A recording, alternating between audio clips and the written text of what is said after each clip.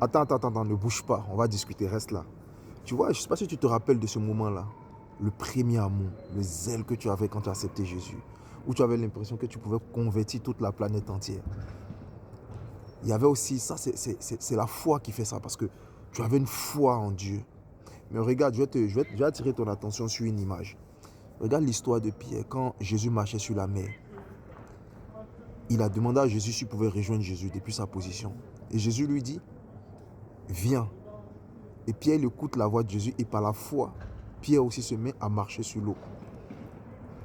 Hein? Ça c'est la foi. Et à un moment, il y a des vents qui arrivent. Les vents contraires, c'est quoi? Les vents, tu vois, c'est les épreuves que tu as rencontrées. Les épreuves qui sont arrivées, qui t'ont découragé, où tu as l'impression que tu ne pries plus assez. Tu as l'impression que tu as perdu le feu qui était en toi à cause des épreuves de la vie. Tout ça, c'est les vents. C'est ces vents-là qui ont fait douter Pierre. Et à un moment, Pierre, il a commencé à chuter. Il allait à la mort. Et puis, il cria à Jésus. Il tend la main, il dit, Père, aide-moi. Viens me sauver. Et Jésus lui tend la main. Donc, tu vois, je veux te dire qu'il n'est pas trop tard. Jésus te tend toujours la main. Saisis cette main-là et il te ressortira de l'eau. Mais il y a un truc qui s'est passé après. On dit Jésus et Pierre, ils ont rejoint la barque. Il y a un mystère, non?